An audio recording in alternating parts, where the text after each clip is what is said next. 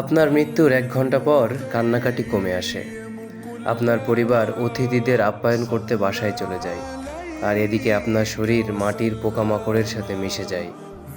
দিন শেষে মানুষ ইতিমধ্যেই খেলাধুলা, খবর এবং রাজনীতি নিয়ে আলোচনা শুরু করে দেয়। আপনার প্রতিবর্ত ক্রিয়াগুলো থেমে যায়, আপনার শরীর ঠান্ডা হতে শুরু করে। কয়েকদিন পর আপনার কর্মস্থল আপনার জায়গায় অন্য কাউকে খোঁজা শুরু করে। আপনার শরীর ফুলতে শুরু করে, চামড়া টান টান হয়ে যায় এবং আপনার অঙ্গ প্রত্যঙ্গগুলো তরল হতে শুরু করে।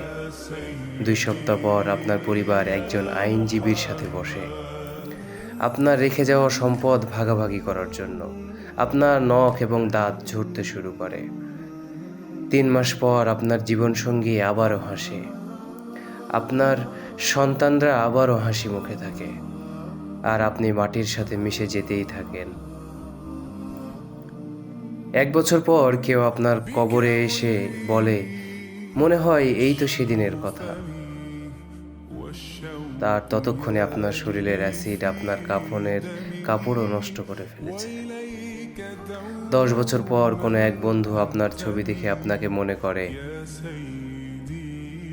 কেবল আপনার হাড়গুলোই অবশিষ্ট থাকে। পৃথিবী এভাবেই দ্রুত বদলে যায়। তাহলে আপনি আসলে কাকে খুশি করার জন্য বেঁচে আছেন? সেই মানুষদের যারা আপনাকে কয়েকদিনই ভুলে যায়, নাকি সেই আল্লাহকে যিনি আপনাকে চিরকাল মনে রাখেন?